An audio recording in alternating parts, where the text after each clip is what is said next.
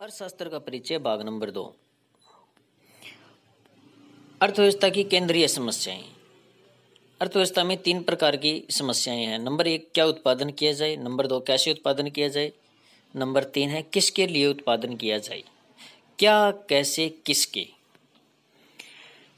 क्या उत्पादन किया जाए में 2 समस्याएं आती है। किन वस्तुओं का उत्पादन किया जाए और कितनी मात्रा में उत्पादन किया जाए। उपभोक्ता वस्तुओं का निर्माण करें या पूंजीगत वस्तुओं का निर्माण करें।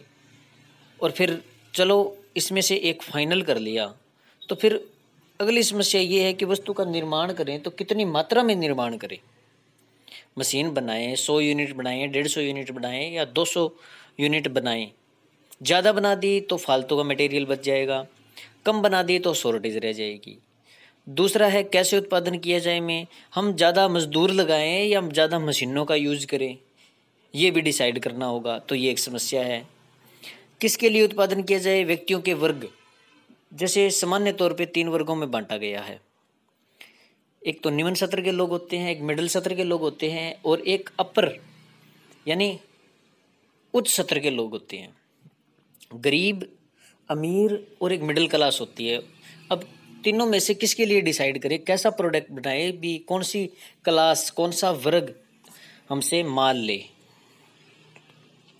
ये केंद्रीय समस्याएं उत्पन्न क्यों होती है, उत्पन्न होने के क्या कारण हैं। केंद्रीय समस्याओं के उत्पन्न होने के कारण ये है क्योंकि हमारे पास संसाधन हैं वो सीमित है और उसकी वजह से ये समस्याएं आती है। हमारे पास सब कुछ हो, संसाधन असीमित हो तो कोई दिक्कत ही नहीं है, जो मर्जी उत्पादन करें, जिस चीज़ का उत्पादन करें। पैसा हमारे पास फालतू थोड़ी ना है भी हम ज़्यादा से ज़्यादा प्रोडक्शन करेंगे। खैर अगर कर भी दिया ज़्यादा से ज़्यादा प्रोडक्शन तो ये बेचना भी तो है। प्रोडक्शन करना बड़ी बात नहीं है कोई, उसे माल बेचना सबसे बड़ी बात है, माल निकालना। अगला टॉपिक आता है बंद अर्थव्यवस्था और ओपन अर्थव्यवस्था। ओपन अर्थव्यवस्था यानी खुली अर्थव्यवस्था। बंद अर्थव्यवस्था किसे कहते हैं, प्रश्न आता है। एक बंद अर्थव्यवस्था उसको कहते हैं जो आयात और निर्यात नहीं करती है, बस आत्मनिर्भर रहती है, अपने बलबूते पे काम करती है। आयात किसे कहते हैं, निर्यात किसे कहते हैं, छोटी क्लासों में ये प्रश्न आते थे। आयात का मतलब होता है दूसरे देशों से माल खरीद के लेके आना, निर्यात का मतलब होता है दूसरे देशों को माल बेचना। अगर फिर भी कंफ्यूजन होती है तो आयात आ से शुरू होता है तो यानी माल आया, निर्यात यानी नी से निकला माल। तो इस हिंट से आपको याद हो जाएगा। तो ये आत्मनिर्भर रहने वाली अर्थव्यवस्था है। इसके नुकसान होते हैं, पढ़ेंगे। एक बंद अर्थव्यवस्था का नुकसान यह है कि सभी आवश्यक वस्तुओं का निर्माण करना होगा। अर्थव्यवस्था में उत्पादन की आवश्यक कारक हो या नहीं हो, क्योंकि हम दूसरे से तो ले नहीं सकते, तो अपने पास है उसी से उत्पादन करो और वो सब उत्पादन करना होगा जो हमें ज़रूरत है। इस अर्थव्यवस्था में असमानताएं पैदा हो जाती है, लागत बढ़ जाएगी। अब जब लागत बढ़ेगी तो फिर जो दुकानदार है वो यही कह देगा भी कॉस्ट, लागत ज़्यादा है तो पैसे भी तो हमें ज़्यादा देने पड़ेंगे। अब कंज्यूमर पैसे ज़्यादा देगा तो उसकी जेब पर असर आएगा। बंद अर्थव्यवस्था के बड़े बाजार में बेचने का अवसर खो देती है। अब दूसरे देशों की अर्थव्यवस्था में से निकल के बिजनेसमैन हमारे देश में नहीं आ सकते, क्योंकि हमने तो अपना रखा है, बंद अर्थव्यवस्था का सिस्टम अपना रखा है। तो क्या होगा, होगा ये कि वो अपना प्रोडक्ट यहाँ नहीं बेच सकते। अब हम अपना प्रोडक्ट दूसरी अर्थव्यवस्था में नहीं बेच पाएंगे तो बाजार नहीं देख पाएंगे, सेल नहीं कर पाएंगे, तो ये नुकसान हो जाएगा। ज्ञान और प्रौद्योगिकी यानी एक टेक्नोलॉजी हमारे पास जो है चली आ रही है उसी से ही काम करना होगा। ज्ञान हमारे पास, जब टेक्नोलॉजी जो यूज करेंगे उसका एक लिमिटेड सा ही ज्ञान होगा। क्यों, क्योंकि हमारा बंद अर्थव्यवस्था के अंतर्गत काम कर रहे हैं। खुली अर्थव्यवस्था के अंतर्गत काम करेंगे तो ये फायदा होगा कि हमें ज्ञान और प्रौद्योगिकी यानी टेक्नोलॉजी का ज्ञान होगा, दूसरे देश विदेशों का। निगमों को वैश्विक वित्तीय बाजारों तक पहुंच नहीं होगी और निवेश के लिए धन भी सीमित रहेगा, क्योंकि हमारे पास सीमित ही धन है।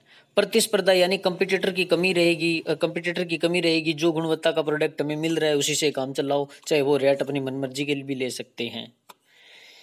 इसके विपरीत है खुली अर्थव्यवस्था। खुली अर्थव्यवस्था क्या होती है, जो दूसरे देशों के साथ वित्तीय और व्यापार संबंध बनाए रखते हैं। वित्तीय का मतलब होता है पैसे से संबंधित लेन देन करना, पैसे उधार ले लिए, उधार दे दिए, यानी ऋण अपन लेते हैं दूसरे देशों से और देते भी हैं पैसा उधार उनको। व्यापार संबंधित यानी बाजार से संबंधित संबंध बनाए रखते हैं। अंतर्राष्ट्रीय निवेश और ज्ञान और पूंजी का बंटवारा होने के कारण अधिक से अधिक निवेश कर सकते हैं, विकास हो सकता है और इस तरीके से प्रोत्साहित तो होगी पब्लिक या बिजनेसमैन भी होंगे, क्योंकि उनका प्रोडक्ट बिकेगा, लोग पसंद करेंगे। एक जगह नहीं दूसरे देश में बेच लेंगे, दूसरे देश में नहीं तो तीसरे देश में बेच लेंगे, तो कहीं ना कहीं वो अपना प्रोडक्ट बेच लेंगे, उनके रास्ते खुले हुए होंगे। देश आयात निर्यात वस्तु व्यापार करेंगे, अंतर्राष्ट्रीय यानी इंटरनेशनल लेवल पे ट्रेड करेंगे और उस चीज़ में शामिल रहेंगे। पैसा उधार दे सकते हैं, ले सकते हैं, तो इस तरीके की चीज़ें होगी। और तकनीकी ज्ञान, हमें तकनीकी ज्ञान भी होगा, विशेषज्ञ यानी उस चीज़ में हम एक्सपर्ट भी हो जाएंगे, चीज़ों की जानकारी होगी। फॉर एग्जाम्पल, एक बाहर की कंपनी हमारे देश में काम कर रही है जो खुली अर्थव्यवस्था के अंतर्गत आती है, और हमारी लेबर उसमें जब काम करेगी, 2 साल हो गए काम करते, तो उस चीज़ का नॉलेज आएगा कि नहीं आएगा? वो एक्सपर्ट हो जाएंगे 5 साल 10 साल बाद में, तो वो कहीं ना कहीं वो चीज़ें काम आएगी उनके। आगे एक महत्वपूर्ण टॉपिक है उत्पादन संभावना वक्र। यहाँ से अर्थशास्त्र का पहला ग्राफ शुरू हो जाता है। अर्थशास्त्र के अंदर ग्राफ बहुत ज़्यादा पढ़ेंगे, डायग्राम हैं, ग्राफ हैं, उनके बारे में पढ़ेंगे। इकोनॉमिक्स का छात्र जब ग्राफ को देख के ये पता लगा ले कि इकोनॉमी की कैसे है, तो हम मानेंगे कि उसको एक ग्राफ का या इकोनॉमी की या अर्थव्यवस्था का नॉलेज है। उत्पादन संभावना वक्र होता क्या है? यह दो वस्तुओं के संयोगों को दर्शाता है। संसाधन और तकनीकी द्वारा उत्पादित किया जा सकता है। इसके अन्य नाम भी ऑब्जेक्टिव टाइप जब प्रश्न आते हैं तो उसके अंदर अन्य नाम से आते हैं। जैसे उत्पादन संभावना वक्र के अन्य नाम है उत्पादन संभावना सीमा भी बोलते हैं, उत्पादन संभावना फ्रंटियर, रूपांतरण वक्र, रूपांतरण सीमा, ये 4 नाम, ये और एक पहला उत्पादन संभावना वक्र, यानी 5 नाम। पीपीसी की मान्यताएं, अपनी इकोनॉमिक्स कुछ मान्यताएं पर आधारित है। पीपीसी का मतलब होता है प्रोडक्शन पॉसिबिलिटी कर्व, ये इंग्लिश में बोलते हैं उत्पादन संभावना वक्र को। इसकी कुछ मान्यताएं हैं, वो लेके चलेंगे हम। संसाधन का पूर्ण व कुशलतम प्रयोग किया जाता है। इसमें दिए गए संसाधनों के प्रयोग से केवल 2 वस्तुओं को उत्पादित किया जा सकता है। संसाधन सभी वस्तुओं के उत्पादन में एक समान नहीं होते हैं। तकनीकी के स्तर को स्थिर मान लिया जाता है। ये 4 कंडीशन मान के चलेंगे हम। ये एक वक्र बनाया गया है, इस टेबल में देखेंगे। जैसे संभावना ए से एफ तक है, वस्तु वाई, वस्तु एक्स, वस्तु दी गई है। पहली बार में देखेंगे हम, वस्तु वाई 15 यूनिट खरीद रहे हैं, लेकिन एक्स की खरीद ही नहीं रहे हैं। फिर अपन ने सोचा कि कुछ एक्स को बढ़ाते हैं, तो जैसे अपन ने सोचा भी एक्स को बढ़ाते हैं तो हमें वाई में कमी करनी होगी, और वाई में और कमी करेंगे तो एक्स और बढ़ा लेंगे। फिर अपन ने सोचा एक्स को और बढ़ाएं, इसे 9 से 3 हो गया, फिर ये 5 कर दिया, वो 4 कर दी, फिर ये 0 कर दी, वो 5 कर दी। यानी जो अपने पास जो संसाधन है वो सीमित है। इस कारण की वजह से ये एक अनुपात आ रहा है। आपके फादर ने आपको 100 रुपये दिए और उन्होंने ये कहा कि आप 1 किलो आम 1 किलो केला ले आओ, तो उसका क्या मतलब होगा? 60 रुपये के आपने आम ले लिए और 40 रुपये के ले लिए केला। अगर आपको ये कहे कि 1.5 किलो आम लेके आने हैं और 1.5 किलो केला लेके आने हैं 100 रुपये में, तो ये तो पॉसिबल नहीं हो पाएगा। फिर भी आपने ये सोचा कि मैं 1.5 किलो आम ले लेता हूँ, तो फिर केले की मात्रा में कमी करनी पड़ेगी, क्योंकि आपके पास पैसे नहीं बचेंगे। अगर आप केला फालतू लेंगे तो फिर आपके पास आम कम लेने पड़ेंगे, तो ये समस्या आ जाएगी। अब देखते हैं ग्राफ में। जब ये डाटा ग्राफ में प्लॉट करोगे तो ग्राफ ऐसा बनेगा। ग्राफ के अंदर 3 स्टार लगाए गए हैं जो सबसे महत्वपूर्ण हैं।